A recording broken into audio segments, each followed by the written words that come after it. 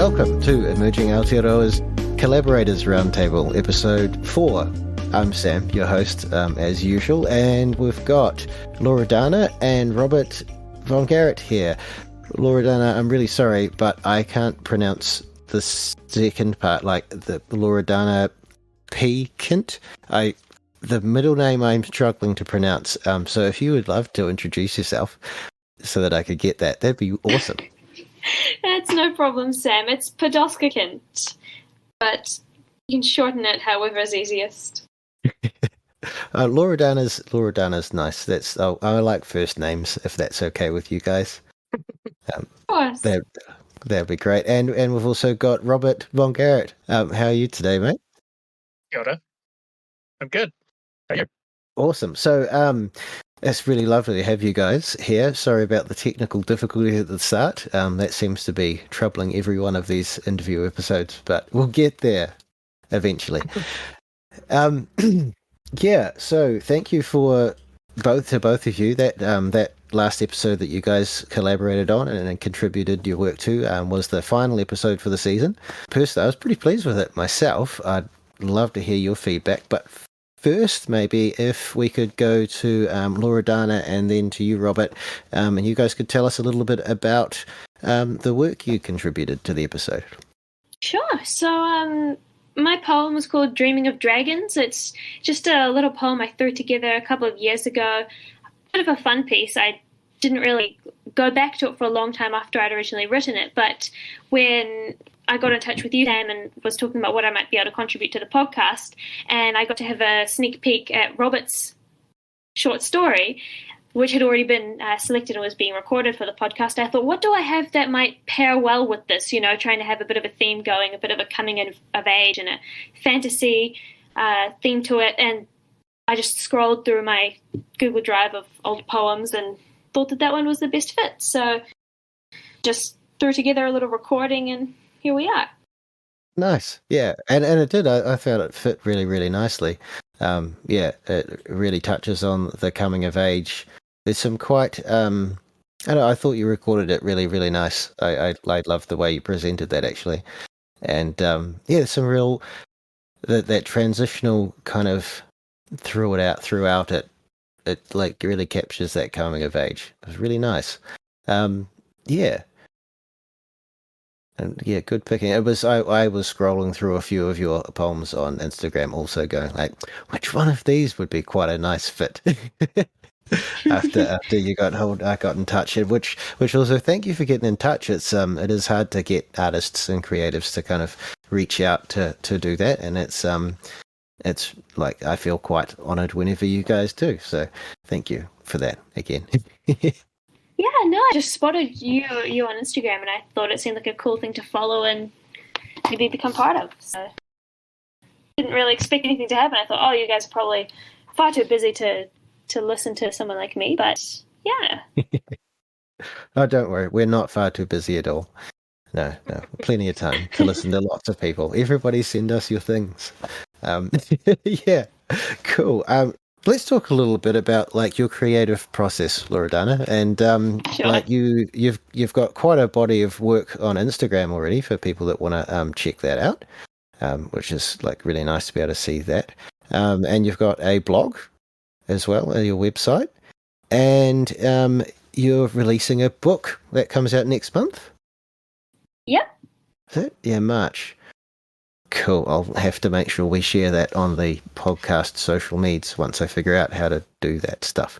Yeah, the book looks really, really cool. You want to just give us a little briefing on it, little heads up, and then we can talk more on that on a like one-on-one interview would be cool. Thank you, Sam. So it's just a little passion project of mine. It started off as a crazy little idea of writing a book of poems about the parts of the human body to introduce young children in primary schools to what the different organs are, what they do. And then it just blossomed into something that had an illustration per poem and the Te Reo Māori title for each poem as well, so that children can learn a little bit of everything. Nice. Yeah, and it's got some like cool artwork too. And like I've seen the a couple of pictures. It's looking really nice. Yeah, that was actually drawn by my sister. Oh, really? Cool. That's nice. Okay, and that comes out did you say it was around the middle of March? I'm racking my brain here. I'm sure I saw Yeah, the sort date. of early to middle March. I'm self-publishing, so everything's a bit flexible, but I've opened up for pre-orders and set up my little website, so happening now already. Nice. Oh, well done. Congratulations on that. That's quite a project to put together. Thanks. Robert, would you tell us a little bit about the work you contributed? So it's a short story called The Long Night. Can't say much about it without giving away the gist of the story, but I guess it's... I hope in a everybody's sense, hopefully listened to that episode before this one. that is a So, good point. Okay. so spoilers are okay, I think. So you'll know that it's a sort of coming of age type story. She hasn't quite come of age by the end of the story, but she goes through a trial that I guess is her way of discovering herself in many ways, and also sort of proving herself to her wider community that she's incredibly capable. Yeah, I'm not sure what else to say. Well, and this is like, because you've got quite in-depth world building. You know, like even in the short story, there's references to a lot of stuff going on outside of that short story. Yeah, I try to keep that as brief as possible and like just hint at things rather than be like, oh, and now we go into the history. Yeah, which was kind of cool because I'm like, is her mother calling her away from the window because, like, if anybody sees the prince has got an illegitimate child, she'll be killed, or because she'll fall down and hurt herself? These are questions that came up in my head while I was like narrating it. But that's kind of like one of the things that I do like about short form stories, and poetry fits in there too because it alludes to more. Is that the right word? It leaves space for your imagination and for wonder, and it's one of the things I really like about all of the short form kind of stuff. Oh, it's kind of painful when a writer sort of tells you everything, exactly what to think, right? I didn't hear that. I pulled my headphones out by accident and I didn't hear anything anybody said. I just said that I sort of find it painful reading stories where they have to explain everything. Like it's the mystery and the wonder that makes it a great story for me. Yeah. It's like being able to grapple with things. I guess we all like. Maybe we do. I'm generalizing now, which is never that great of an idea. But I find for myself, I like it when I'm reading a piece or listening to something where my mind's trying to grab the next part in the chain, but can't quite figure out what it is. You know, like this bit's left hanging, and that's yeah, it's really nice. I understand that, yeah, for sure. Because it's pretty painful as well when you're reading a story and you're like 3/4 through the book and you're like, I know exactly how this ends. And then it does exactly what you thought, and you're like, well, it's not quite what I signed up for. Okay, but comic books, okay. I'm not arguing with you because it's a totally valid point. I get it absolutely, but I've been reframing some things around that, like watching movies. Some people are like, I can't watch the Marvel movies because it's comic book stuff and it's so unrealistic. And it's like that's kind of like the point, though, right? Like, yeah, exactly. It's pure escapism. Yeah, and sometimes I can't even remember what I was reading. I read something. It was a short something, and it was predictable. But in every part of the predictability of the story, it was expressed in like a new and beautiful way. And that was something different for me. I can't remember what it was now. I only remember the feeling of going like, oh man, like I knew that was going to happen, but like these little nuanced details and this slightly different twist on perspective of the same things, like made it like real interesting. Yeah. I mean, that makes the most interesting comic book stories as well, when they take the genre and they're like, what else can we do with this? What, like, everyone knows what to expect. It's a dude in a cape or whatever, but, what can you do with that? Like that beautiful scene Yeah. with the Hulk and Thor sitting on the bed having heart-to-heart. Like, that is amazing. Yeah. Sometimes it's the unexpected that takes you the most. And then sometimes it's the mundane and ordinary expressed Mm. so poignantly, like that it's just so powerful yet subtle. Yeah, two godlike beings just like having essentially quite a vulnerable moment. It was fantastic. Look at us thinking about comic books like we're academics. I'm certainly not. Loredana, comic book ideas? I've never been a big comic book person, to be honest. Yeah, can't really. It's not really in the genre so much. This is what I was meaning about these things tend to go on tangents. Yeah.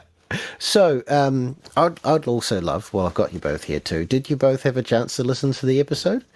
Yes. Yeah, of course.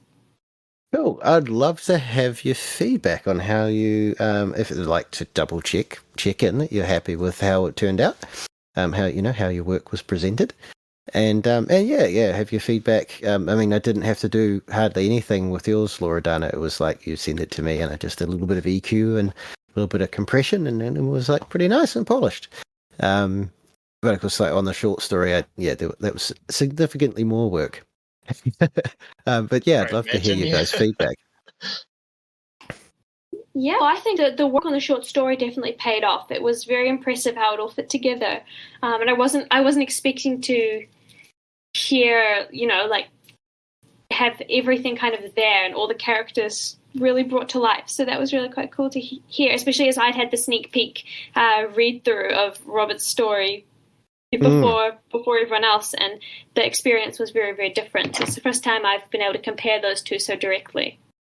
Yeah, enjoyed it. Yeah, cool, awesome. And how about you, Robert? That was your work. Are you happy with how it came out?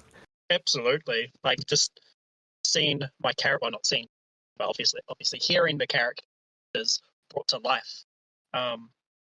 It's a pretty magical experience for a writer, because, well, whatever, to actually hear all characters, as I said, yeah.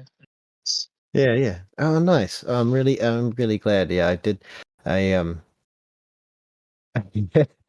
I recorded that whole thing myself first.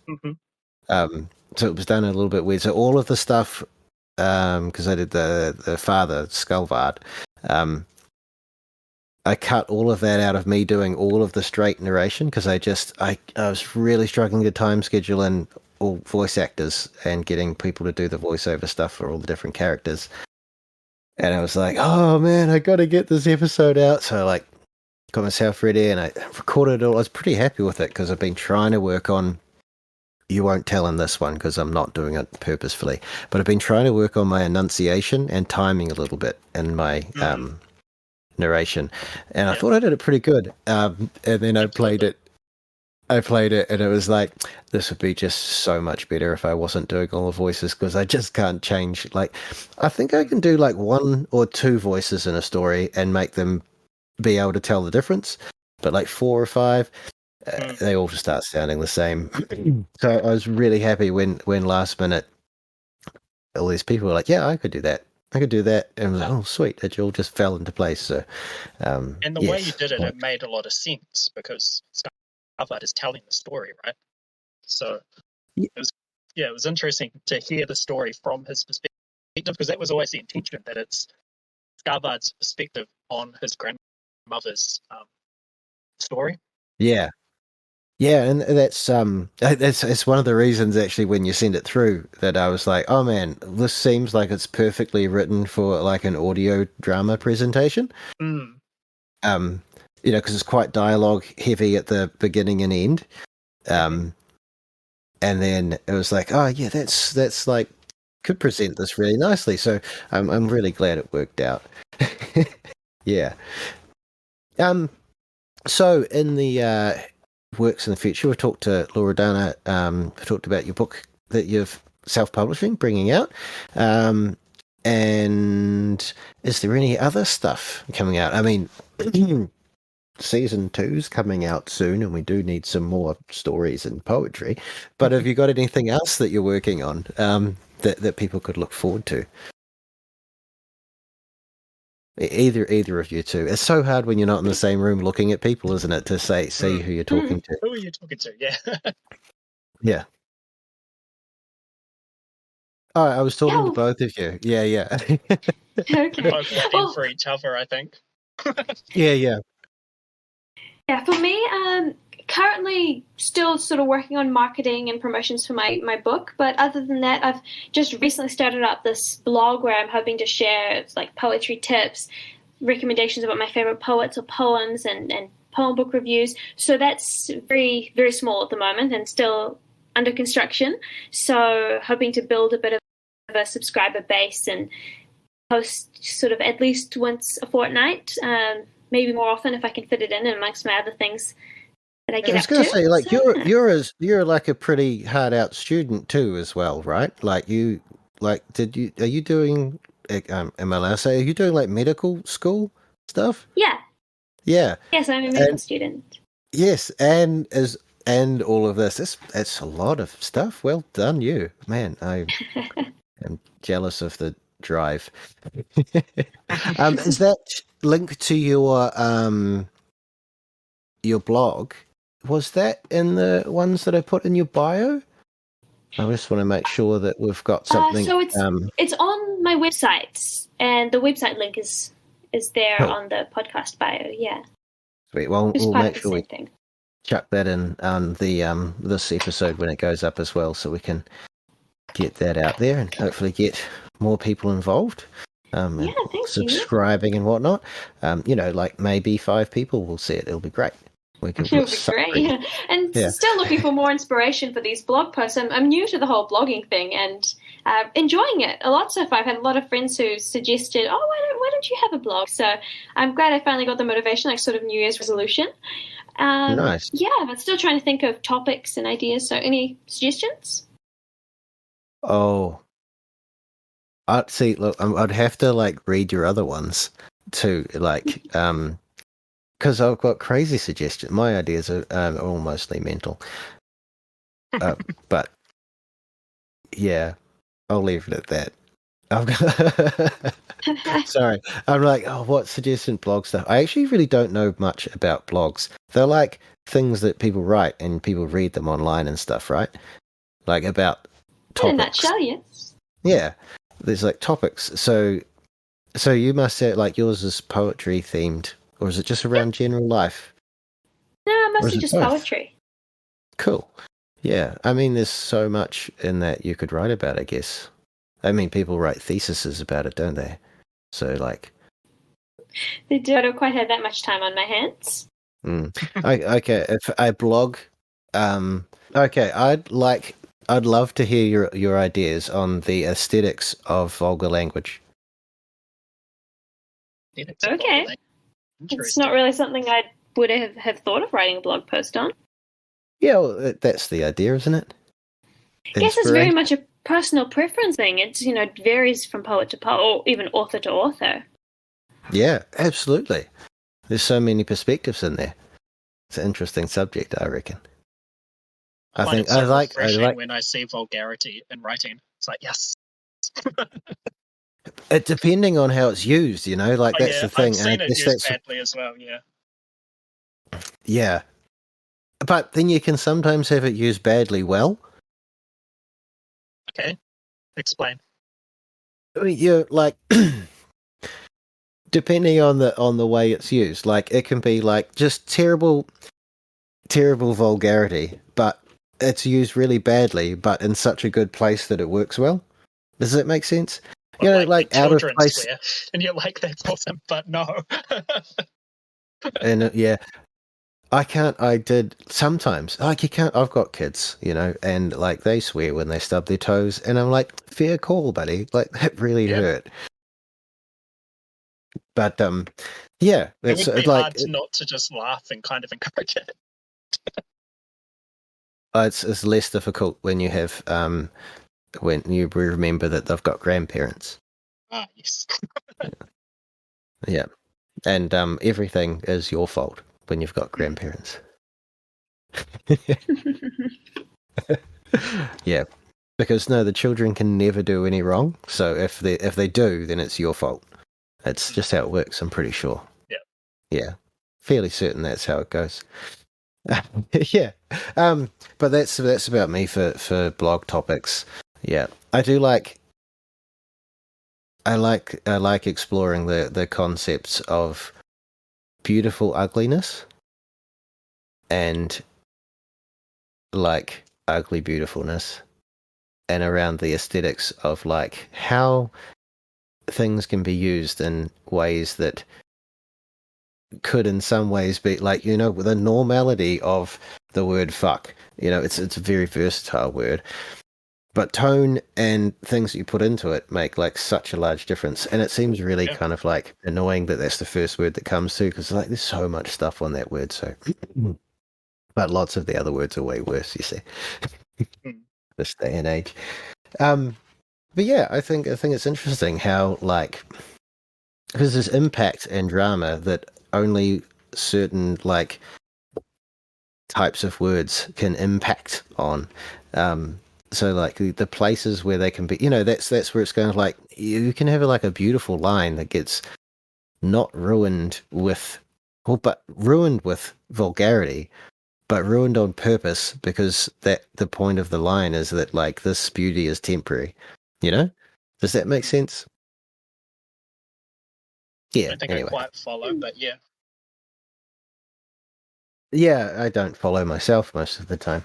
It's not I'm strange at just all. thinking of, there's a scene in Trailer Park Boys where Ricky has to stand before the court and he keeps swearing. So they're like, if you keep swearing, you're going to have to leave the court.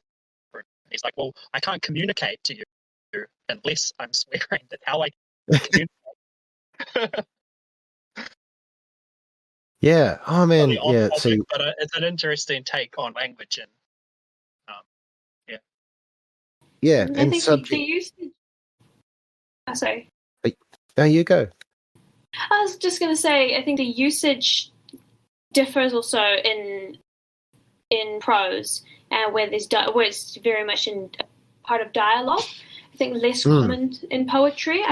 Again, I think it's very much down to the author's personal style or the poet's style, how they just use any language feature really, and those words included. Yeah. Yeah. It's Yeah, it can be really interesting. I guess aesthetics is just such a subjective subject. God damn it! It's such a weird sentence to say, but it is. And that's why it's kind of really fun to explore. Sometimes you get to find like a different perspective and go like, man, I never saw that thing as beautiful before, but now I do. Or like, I kind of thought this was nice and now I don't. You know, And it's change of mind. interesting as well where people can't see aesthetics. I've always found that really interesting. Like someone who goes to an art gallery and they're like, I don't get it, it's not art. But Have you been to an art gallery with me? Oh, really? I mean, to be fair, yeah, I think we all have those moments. Yeah, I'm not a hugely visual person though. Yeah, like I'm the type of person that won't notice that you've dyed your hair bright pink because it's hair and I don't see it. And of all colours to not notice as well, bright pink. Oh yeah, it wouldn't make a difference. Yeah, a friend the other day had cut their hair by, I think it was a substantial amount, because everybody else, after they'd been here, everyone else that turned up afterwards, oh man, you cut your hair. I'm like, oh, I didn't actually notice that. It must have been like a hand shorter. I think I'm the opposite. It would be impossible for me not to notice things like that. Yeah, I rely on my ears more than my eyes, I think, for a lot of my enjoyment of the world. Anyways, see, I we digress. I digress. I'm probably the That's worst great. culprit for it, to be honest. It makes for an interesting podcast when the topic is kind of evolving. It can do. We'll find out when we do the one-on-one focused interviews that actually make more sense and see which ones get more listens. I'm gonna. Yeah, we'll find out one day. Yeah, so that's cool.